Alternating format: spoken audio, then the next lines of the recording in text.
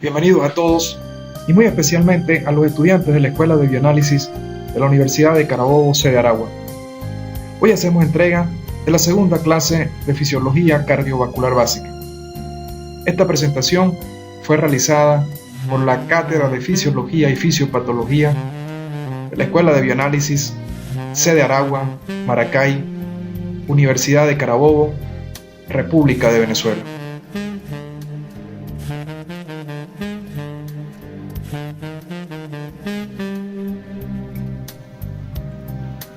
Como bien dijimos en la primera entrega, son 6 los aspectos a estudiar dentro del estudio de la fisiología cardiovascular básica.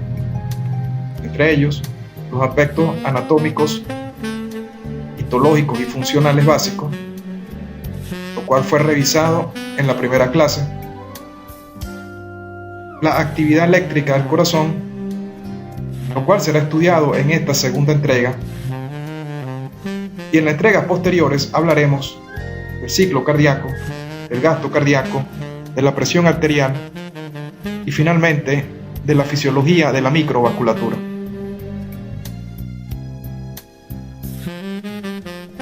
Comencemos entonces con el estudio de la actividad eléctrica del corazón.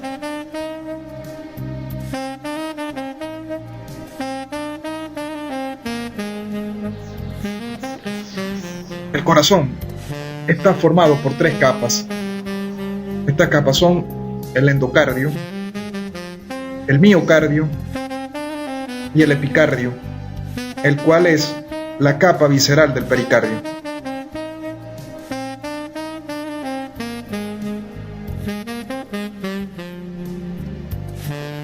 El endocardio es una membrana que recubre internamente las cavidades del corazón, es decir, las aurículas y los ventrículos.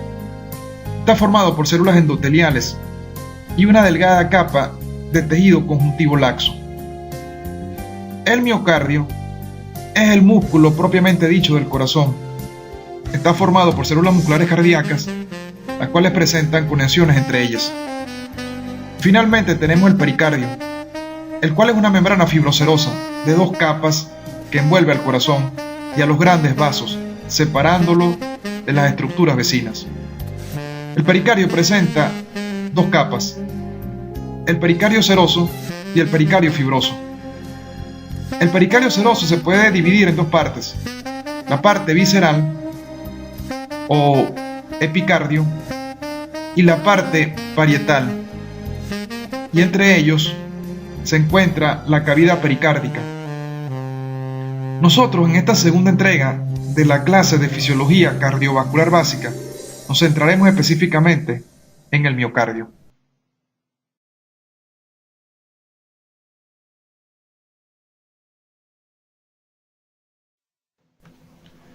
El músculo cardíaco está compuesto por 4 tipos principales de células: los miocardiocitos auriculares, los miocardiocitos ventriculares,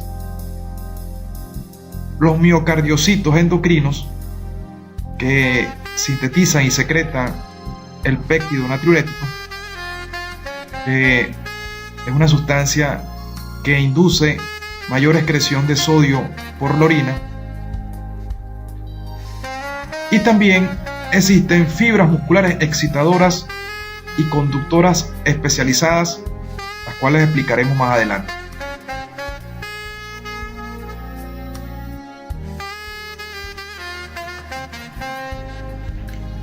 Para entender la actividad eléctrica del corazón, debemos recordar que las células musculares cardíacas tienen comunicación estrecha entre ellas.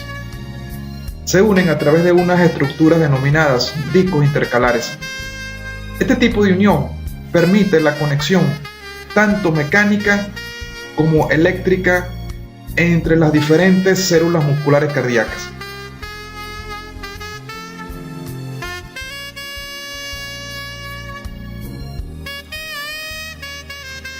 Lo que señalan las flechas representan los discos intercalares, que son los puntos de unión entre las células musculares cardíacas.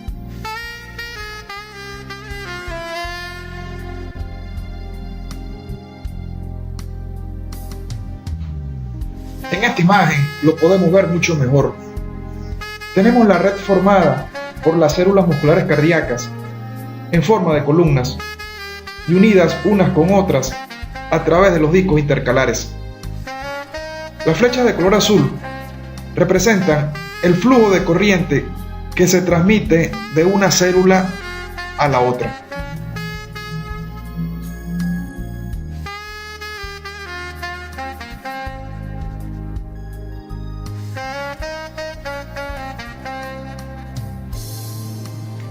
En la imagen observamos con una mayor ampliación el punto donde se encuentran los discos intercalares.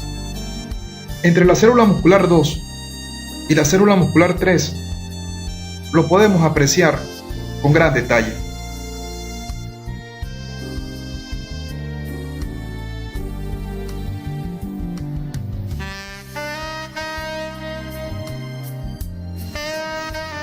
Pues bien, los discos intercalares son los sistemas de unión que asocian a las células musculares cardíacas.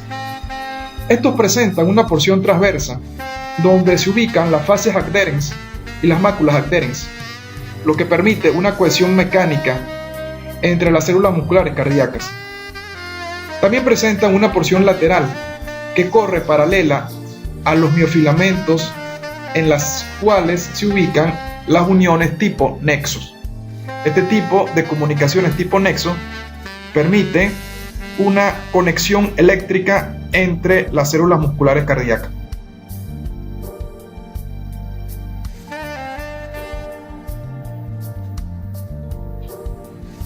Acá vemos las uniones tipo nexos presentes en los discos intercalares. Observa en la parte inferior la membrana plasmática de la célula muscular 1. En esta membrana se encuentran conexones que son propios de la célula muscular 1. En la parte superior observamos la membrana plasmática de la célula muscular 2, que también presenta conexones. Los conexones presentes en la membrana plasmática de la célula muscular 1 entran en contacto con los conexones presentes en la membrana plasmática de la célula muscular 2. De esta manera se forman túneles, canales, también conocidos como puentes de baja resistencia, con lo cual pueden circular libremente iones y de esta manera se crean corrientes eléctricas de la célula muscular cardíaca 1 a la célula muscular cardíaca 2.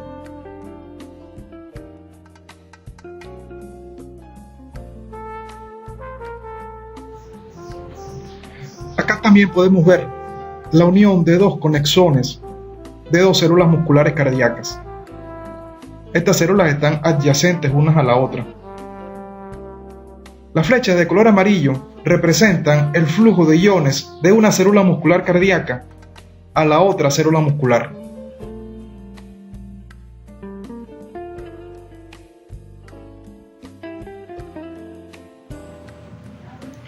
La actividad eléctrica del corazón comienza a nivel del nódulo sinusal.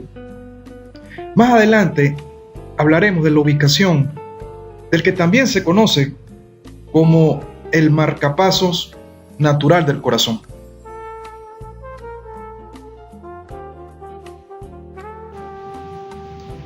Ya hemos hablado entonces de los miocardiocitos auriculares y los ventriculares.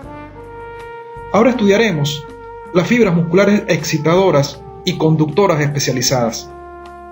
Estas incluyen las células P, células transicionales y células tipo Purkinje. ¿Cuál es la función de este tipo de células? La función principal es crear el impulso cardíaco y regular la conducción de los impulsos eléctricos a través del corazón.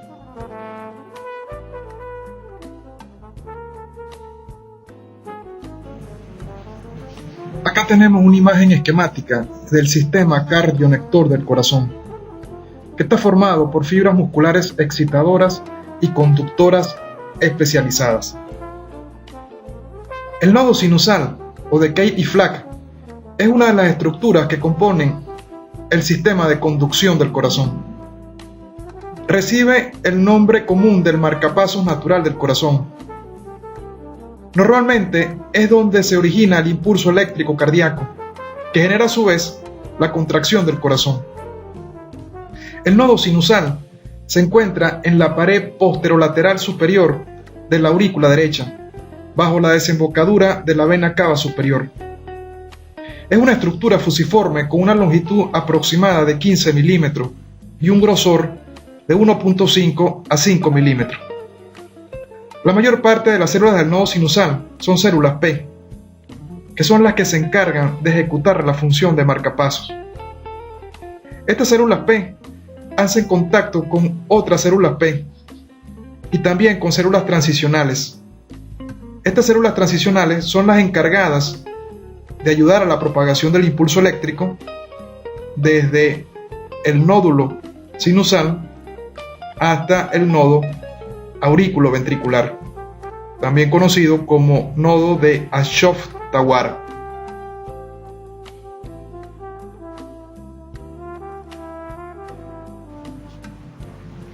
Las células del nodo sinusal o nodo sinoauricular se despolarizan espontáneamente y generan de forma repetida potenciales de acción a una frecuencia determinada.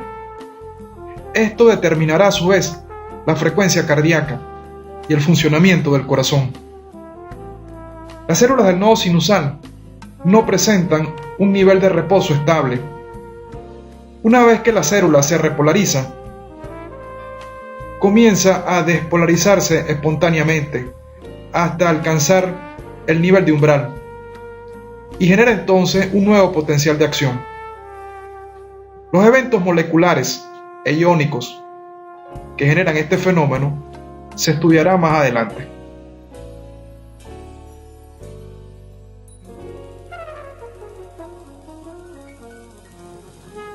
Entre el nodo sinusal y el nodo aurículo-ventricular existen fascículos o fibras internodales que se subdividen en anterior, posterior y medial. La fibra internodal anterior se divide en dos ramas. Una rama se dirige al nodo aurículo-ventricular y la otra rama se dirige a la aurícula izquierda. Esta rama que se dirige a la aurícula izquierda también se conoce con el nombre de haz de Bachmann.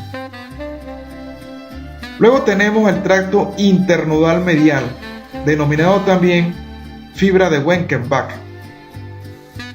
Finalmente tenemos el tracto internodal posterior, que también se conoce con el nombre de fibra internodal de Estorel. Estos tractos convergen en el nodo aurículo-ventricular.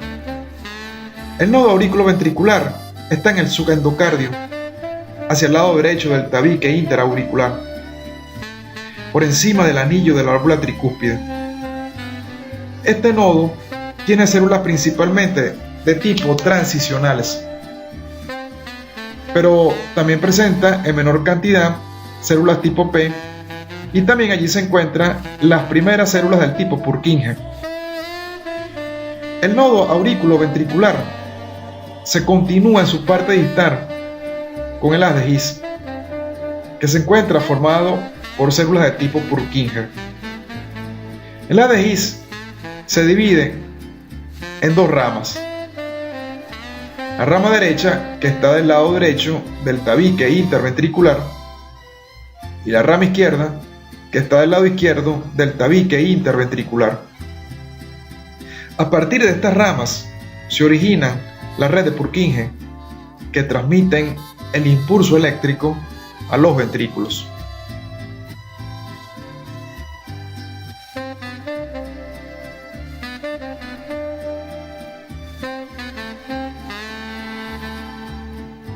Bien, observen ahora esta imagen animada del sistema cardionector del corazón. Los puntos que se iluminan representan las corrientes eléctricas. Ubiquen ahora el nodo sinusal, también conocido como nodo sinoauricular. Ahora ubiquen el nodo aurículo-ventricular y los tractos internodales.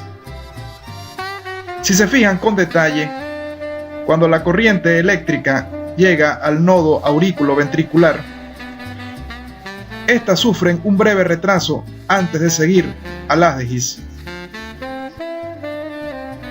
Ese retraso que ocurre a nivel del nodo aurículo-ventricular de la corriente eléctrica dura aproximadamente 100 milisegundos. Y es muy importante, ya que primero se contraen las aurículas y una vez que la sangre ha pasado a los ventrículos, es cuando la corriente eléctrica también viaja hacia los ventrículos para que los ventrículos se puedan contraer y puedan mover la sangre hacia la arteria pulmonar, en el caso del ventrículo derecho, o hacia la arteria aorta, en el caso del ventrículo izquierdo.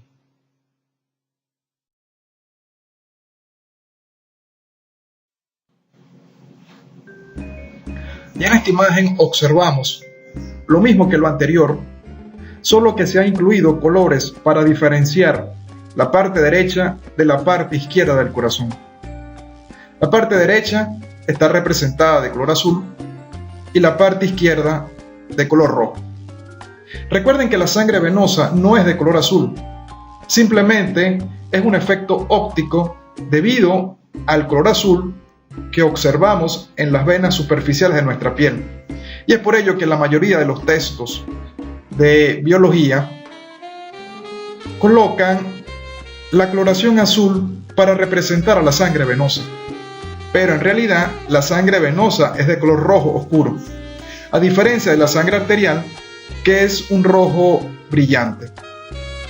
Observen en la imagen que primero se contraen las aurículas, bombean sangre a los ventrículos y posteriormente es que los ventrículos se contraen.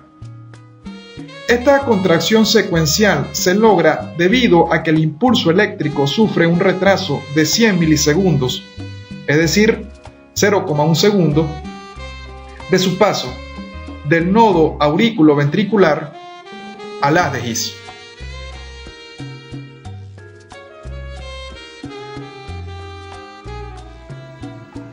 Acá podemos ver lo anterior, pero en pasos secuenciales.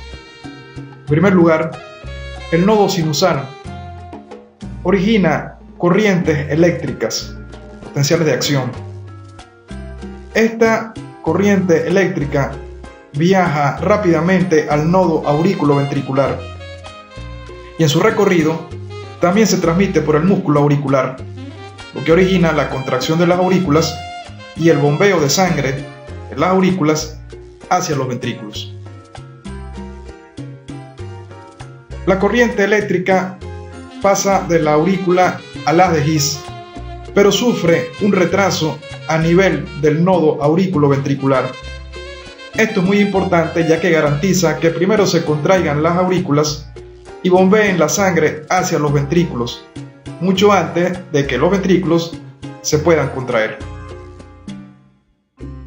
La corriente eléctrica se transmite a través del haz de His, que corre a través del tabique interventricular. Posteriormente, la corriente eléctrica se transmite al músculo ventricular y es lo que permite que los ventrículos se contraigan y puedan mover la sangre, en el caso del ventrículo derecho, hacia la arteria pulmonar y en el caso del ventrículo izquierdo, hacia la arteria aorta.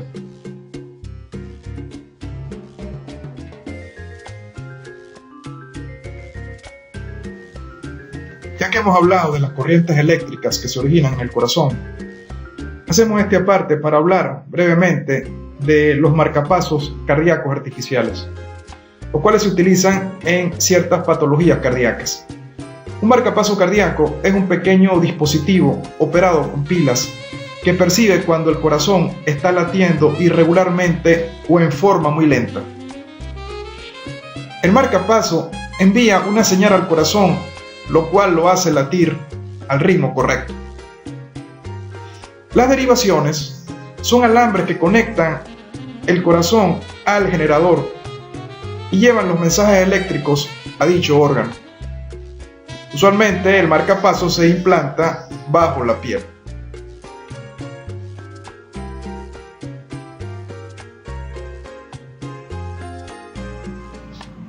Potencial de acción cardíaco.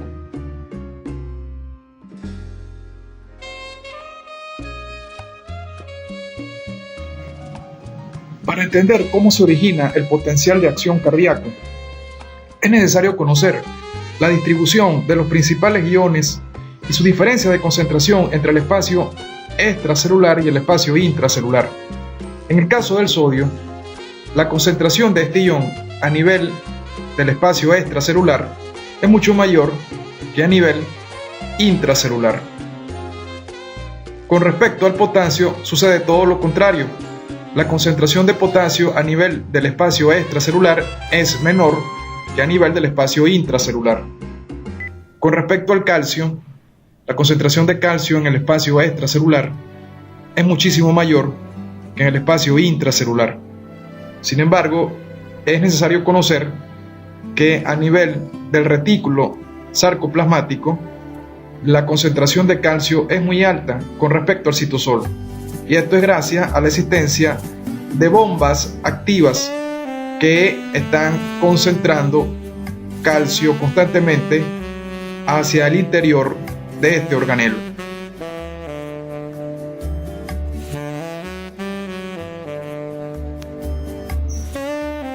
Vamos a graficar ahora un potencial de acción en una célula contráctil cardíaca. En esta gráfica tenemos en el eje de las X el tiempo en milisegundos y en el eje de las Y potencial de membrana expresado en milivoltios. En el dibujo de color azul se está representando una célula cardíaca contráctil y la distribución y las diferencias de concentración de los principales iones entre el intra y el extracelular.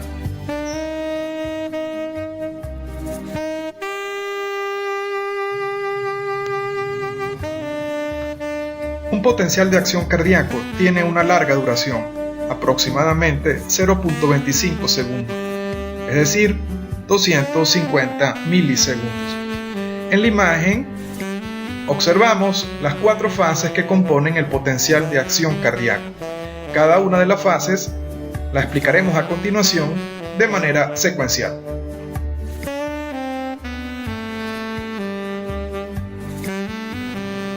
Acá tenemos la fase 0.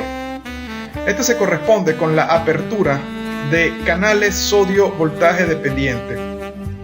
Esto provoca una rápida despolarización. Es por ello que la célula pasa de un potencial de reposo de aproximadamente menos 90 milivoltios hacia un potencial de membrana positivo. Cuando ocurre la apertura de los canales sodio-voltaje dependiente, el sodio difunde al interior de la célula debido a que hay una mayor concentración de sodio en el espacio extracelular con respecto al espacio intracelular. Cuando los iones sodio fluyen hacia el interior de la célula, con él fluyen también cargas positivas, y esto es lo que provoca la despolarización descrita en la fase 0.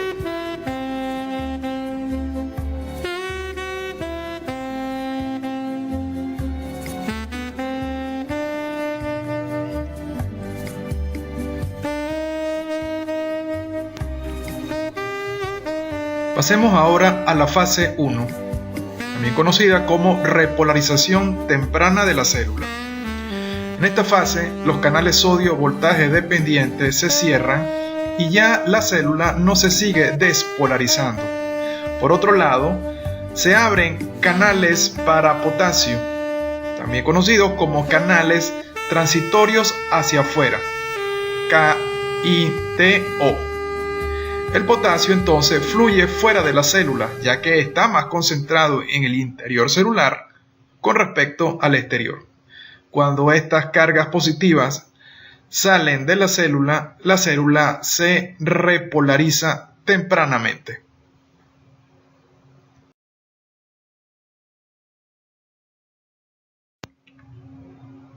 Fase 2 o fase de meseta. En esta fase se aperturan canales calcio-voltaje dependiente. Cuando esto ocurre, el calcio difunde desde el exterior celular hacia el interior. Simultáneamente también ocurre la apertura de otros canales potasio-voltaje dependiente conocidos como KB3 o rectificadores tardíos. Cuando esto ocurre, Esto provoca salida de cargas positivas en forma de potasio, ya que está más concentrado en el interior con respecto al exterior celular. Esta entrada simultánea de cargas positivas en forma de calcio y la salida de cargas positivas en forma de potasio es lo que origina la fase de meseta.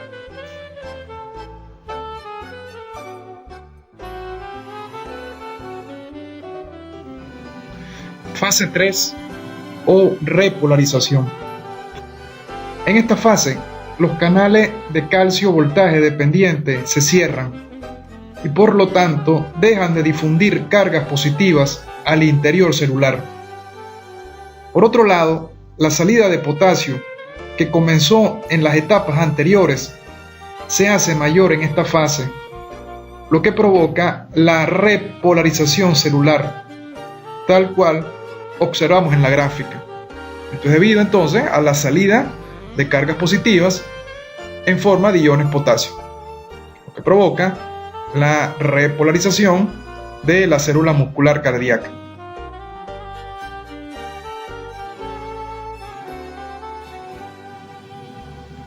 Finalmente llegamos a la fase 4 o fase de reposo, donde la célula vuelve a tener un valor de potencial de membrana negativo en menos 90 milivoltios aproximadamente.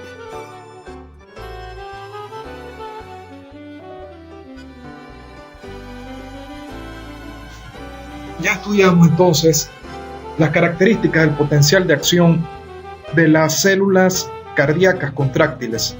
Veamos ahora las características del potencial de acción de las células marcapasos, que son las que originan las corrientes eléctricas más rápidamente y estas a su vez se transmiten a el resto de las células musculares cardíacas.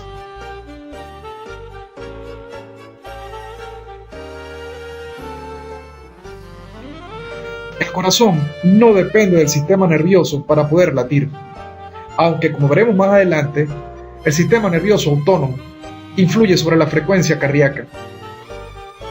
Tanto la división simpática como la división parasimpática.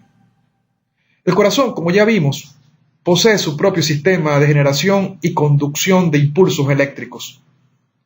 En el nodo sinusal comienza todo. El potencial de membrana negativo en las células del nodo sinusal origina la apertura de canales para el sodio, lo que genera una fase despolarizante conocida como potencial marcapasos. Esto ocurre de forma espontánea y automática. Cuando se supera el umbral o nivel crítico de disparo, aparece un potencial de acción, que a diferencia del potencial de acción de las células contráctiles que presentan meseta, el potencial de acción de las células del nodo sinusal no tienen esta meseta. Explicaremos ahora las bases iónicas del potencial marcapaso y el potencial de acción de las células del nodo sinoauricular o nodo sinusal, es decir, el marcapasos natural del corazón.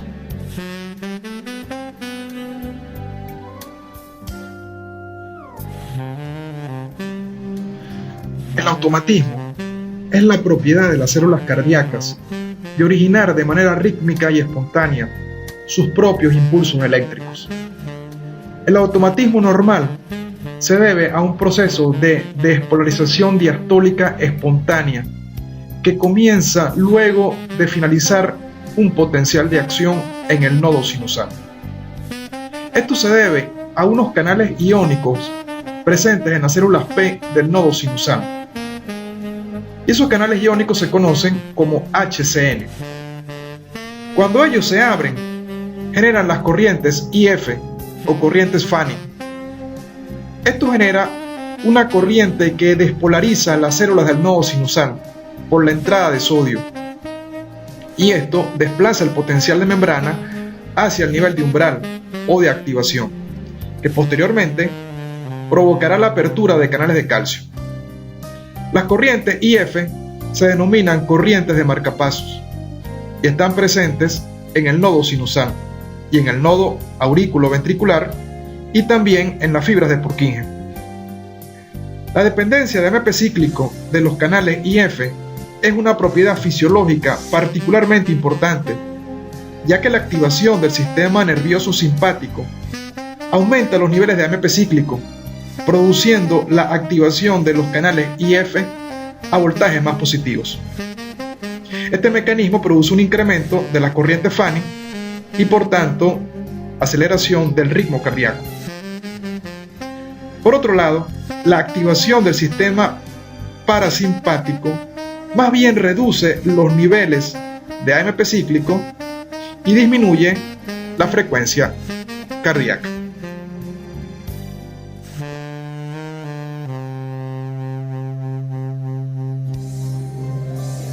Las corrientes Fanny provocan una despolarización de las membranas de las células del nodo sinusal hasta llevarlas a un nivel crítico o umbral. En ese momento ocurre entonces la apertura de canales para el calcio y este ion penetra al interior de las células del nodo sinusal. Esto dispara entonces el potencial de acción de las células del nodo. El potencial de acción de este tipo de células no presenta la meseta característica que sí presentan las células contráctiles del miocardio.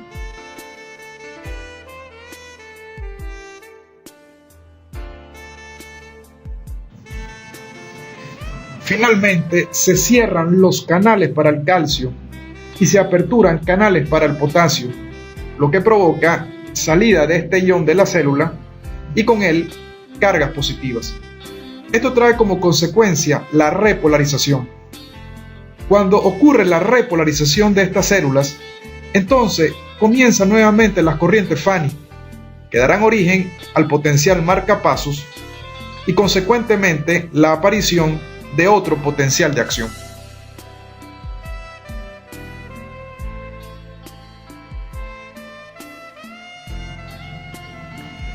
La estimulación simpática genera una serie de efectos sobre diferentes órganos y tejidos. Esto ya fue estudiado en el tema correspondiente al sistema nervioso. Una de esas acciones fisiológicas resultantes de la activación del sistema simpático es inducir taquicardia, lo que es lo mismo, incremento en la frecuencia cardíaca.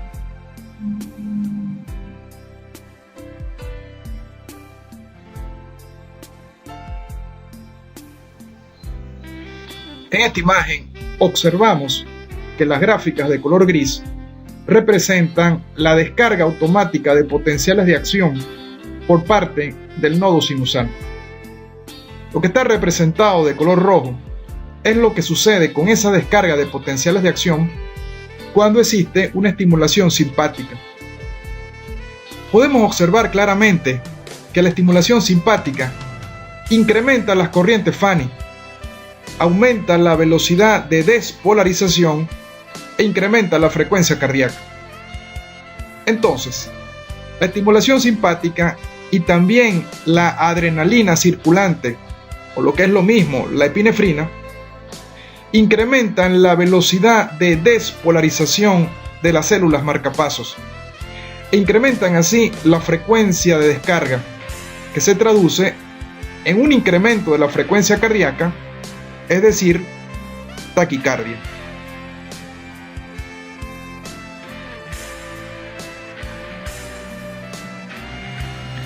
Nosotros, en el capítulo correspondiente al sistema nervioso, también estudiamos las acciones sobre diversos órganos y tejidos cuando ocurre una estimulación parasimpática. En el caso del corazón, la estimulación parasimpática induce bradicardia, es decir, disminución de la frecuencia cardíaca.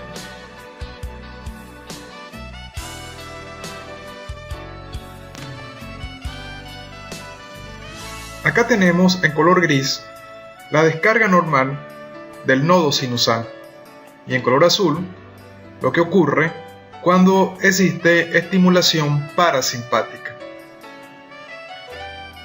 La estimulación parasimpática hiperpolariza la célula marcapaso y disminuye así la frecuencia de descarga, que se traduce en una disminución de la frecuencia cardíaca, es decir, bradicardia.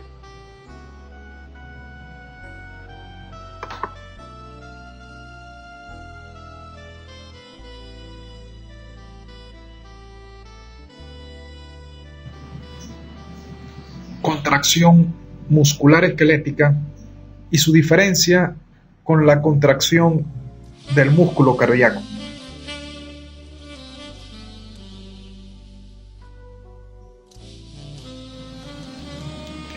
En la contracción muscular esquelética, cuando las corrientes eléctricas fluyen a través de los túbulos T, estas estimulan a los receptores de dihidropiridina, tal como lo estudiamos en el capítulo correspondiente a músculo esquelético. Cuando el receptor de dihidropiridina es estimulado por las corrientes eléctricas, este a su vez estimula al receptor de rianodina, que está ubicado en el retículo sarcoplasmático. Esto provoca la apertura de un canal para el calcio, y de esta manera el calcio contenido en el retículo sarcoplasmático es liberado hacia las miofibrillas, y esto provocará, consecuentemente, la contracción muscular esquelética. Es decir, el calcio utilizado para la contracción muscular esquelética proviene del retículo sarcoplasmático. Como veremos a continuación, en el caso del músculo cardíaco, existe una diferencia en este mecanismo.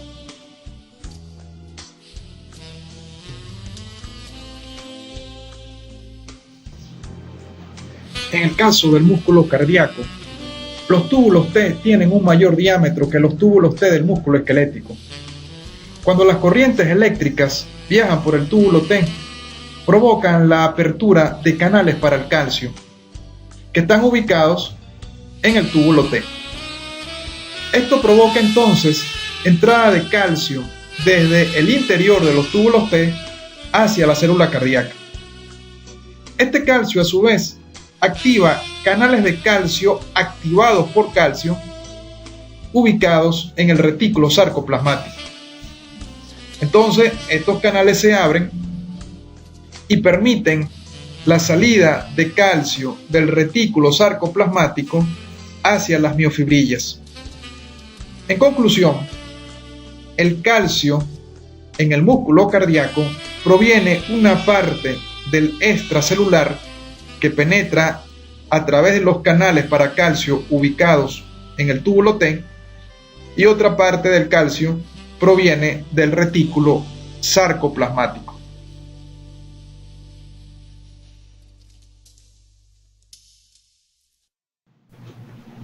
Veamos a continuación el mecanismo de tetanización en el músculo esquelético y las razones por las cuales el músculo cardíaco no tetaniza.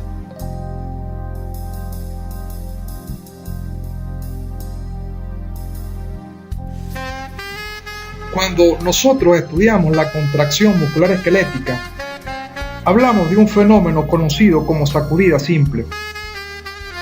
Para recordar lo visto en aquella clase, observemos la gráfica. El eje de la Y, en el lado izquierdo, se puede observar el potencial de membrana, expresado en milivoltios. En el eje de la Y, del lado derecho, observamos la tensión. Todo esto ocurre en una célula muscular esquelética. Lo que está representado de color rojo es el potencial de acción que afronta una célula muscular esquelética.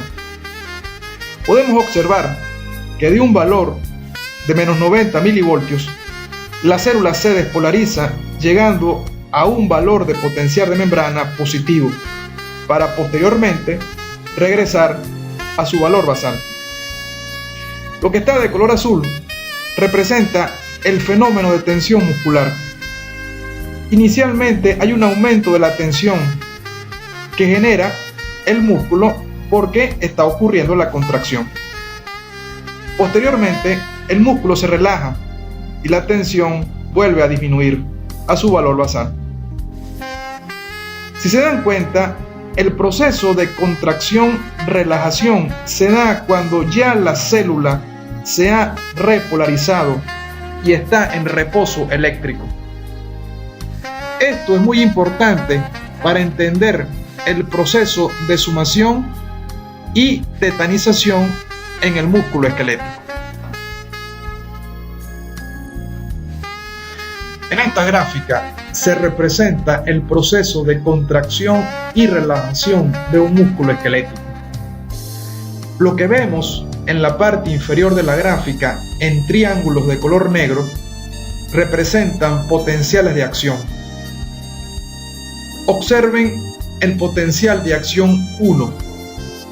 Cuando la célula afronta un potencial de acción, aquí denominado número 1, la célula se contrae, aumenta la tensión muscular y luego la célula se relaja y disminuye entonces la tensión muscular. Esto que tenemos allí es una sacudida simple. Ahora miren el potencial de acción 2.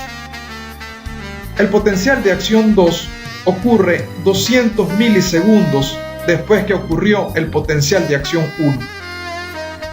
Cuando ocurre el potencial de acción 2, la célula vuelve a contraerse y la tensión muscular aumenta.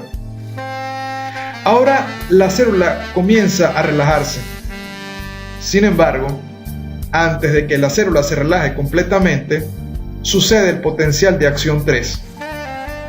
Ese potencial de acción 3, como ya dijimos, ocurre antes de que la célula se haya relajado.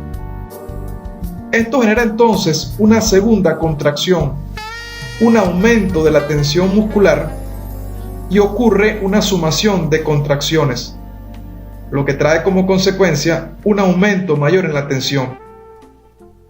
Es decir, para que ocurra sumación en el músculo esquelético, tiene que ocurrir otro potencial de acción antes de que la célula se haya relajado. Los estímulos más próximos entre sí no permiten que el músculo se relaje completamente. Observen que lo que se suman son las contracciones, no los potenciales de acción.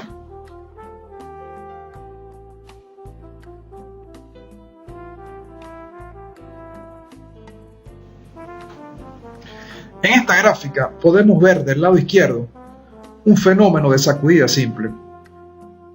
En el lado derecho vemos una descarga repetitiva de potenciales de acción.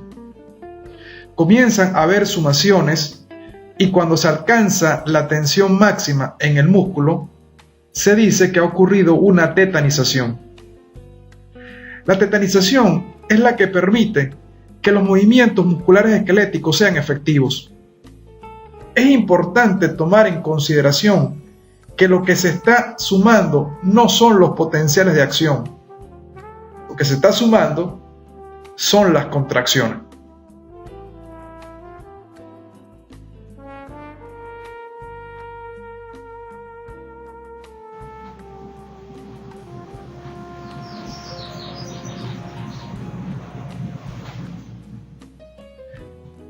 El músculo cardíaco nunca suma ni tetaniza en condiciones normales. Si el músculo cardíaco sumara y tetanizara, las contracciones fuesen sostenidas y se necesita la alternabilidad de contracción-relajación para producir la sístole y luego la diástole y de esta manera poder bombear la sangre.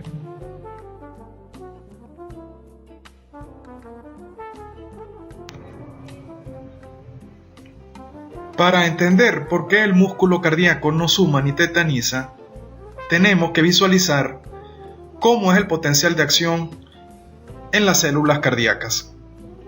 El potencial de acción en una célula muscular esquelética es de corta duración, aproximadamente 5 milisegundos. Por el contrario, el potencial de acción en las células cardíacas es de larga duración. Puede llegar a tener un tiempo de aproximadamente 250 milisegundos. Otro detalle que diferencia al potencial de acción cardíaco del potencial de acción en el músculo esquelético es también su largo periodo refractario absoluto. Recuerden que el periodo refractario absoluto es el tiempo en el cual una célula excitable es incapaz de afrontar otro potencial de acción, por muy fuerte que sea el segundo estímulo.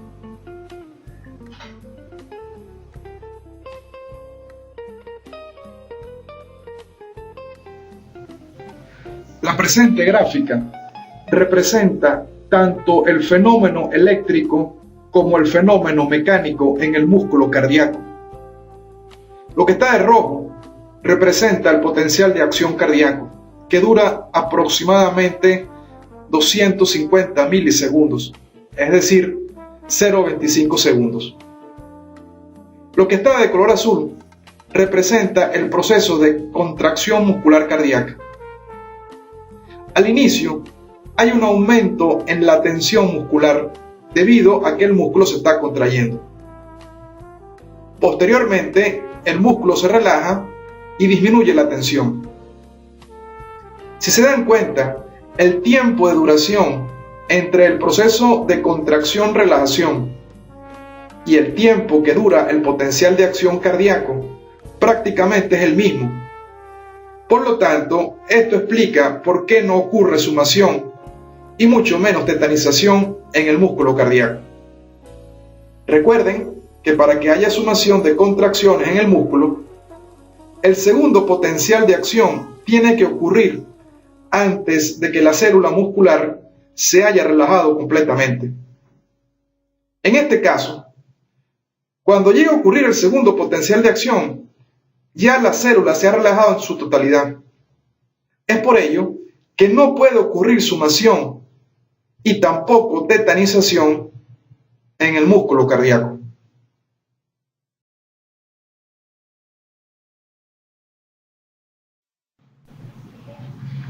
El músculo cardíaco no suma ni tetaniza, ya que el potencial de acción tiene una duración similar a la contracción. Cuando se origina un segundo potencial de acción, ya el músculo se había relajado y por tanto no puede haber sumación de contracciones.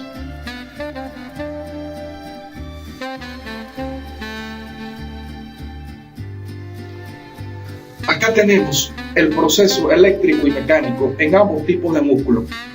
Del lado izquierdo vemos células musculares esqueléticas. Del lado derecho, células musculares cardíacas. Dense cuenta, del lado izquierdo, cómo el proceso de potencial de acción en el músculo esquelético es de corta duración. Cuando él termina, es que apenas está comenzando a aumentar la tensión en el músculo. Entonces es comprensible entender por qué, si se dispara un segundo potencial de acción en la célula muscular esquelética antes de que el músculo se haya relajado, puede ocurrir sumación de contracciones. En el caso del músculo cardíaco, no puede ocurrir sumación debido a que el proceso de contracción-relajación dura lo mismo que el potencial de acción.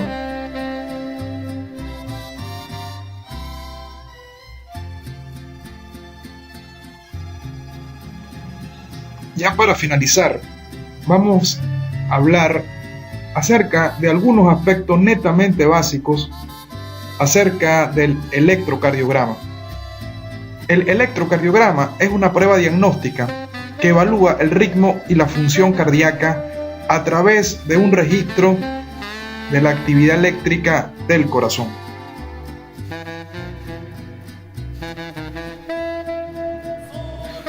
A través de los electrodos situados en el tórax, brazos y piernas, se puede obtener, después de amplificarlos, un registro de estas descargas eléctricas que están transmitidas por los tejidos corporales desde el corazón hasta la piel.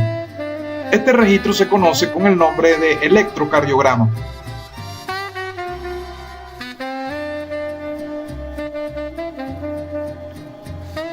¿Cuál es la utilidad de esta prueba?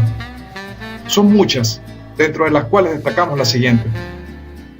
Determina si el corazón funciona normalmente o padece algún tipo de anomalía, por ejemplo, arritmias cardíacas.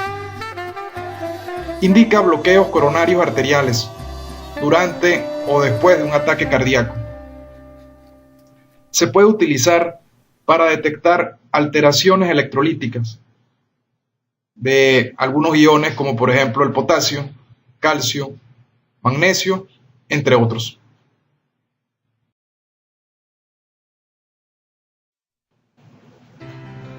Permite la detección de anormalidades conductivas, como por ejemplo el bloqueo aurículo-ventricular o bloqueo de rama.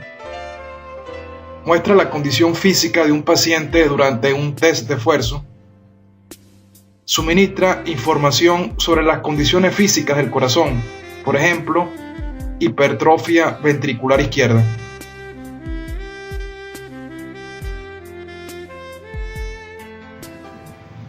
En electrocardiografía, la palabra derivaciones se refiere a la medida del voltaje entre dos electrodos. Los electrodos se colocan sobre el cuerpo del paciente y conectados al aparato mediante cables. Las derivaciones de un electrocardiograma utilizan diferentes combinaciones de electrodos para medir distintas señales procedentes del corazón. En forma figurada, cada derivación es como una fotografía de la actividad eléctrica del corazón, tomada desde un ángulo diferente.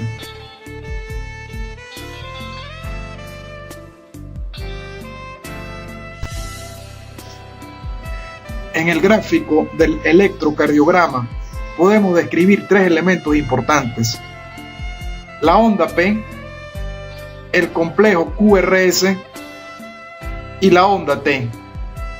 Veamos a continuación a qué se corresponde cada uno de estos elementos presentes en el electrocardiograma.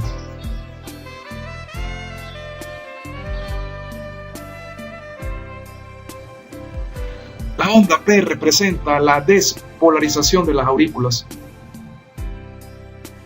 El complejo QRS representa la despolarización de los ventrículos y la onda T representa la repolarización de los ventrículos.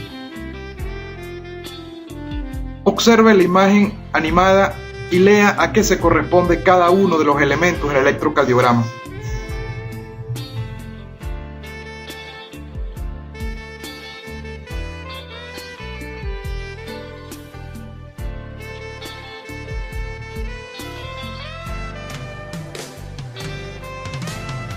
Observen la despolarización de las aurículas.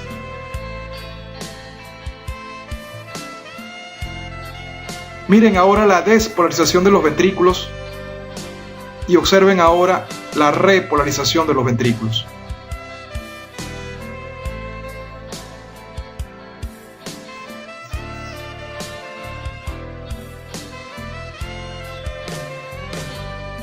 Es importante que no se confunda al electrocardiograma con el potencial de acción de una única célula cardíaca contráctil. El electrocardiograma representa la actividad eléctrica de todas las células cardíacas sumadas y registradas en la superficie del cuerpo. El potencial de acción se registra a partir de una célula única con un electrodo intracelular. Observe que el cambio de voltaje es mucho mayor.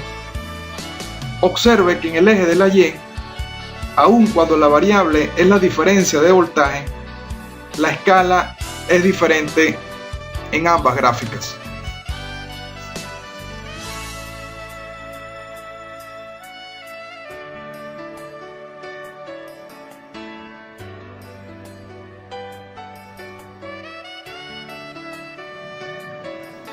De esta manera, hemos revisado de manera básica lo referente a la actividad eléctrica del corazón. En la próxima entrega hablaremos del ciclo cardíaco.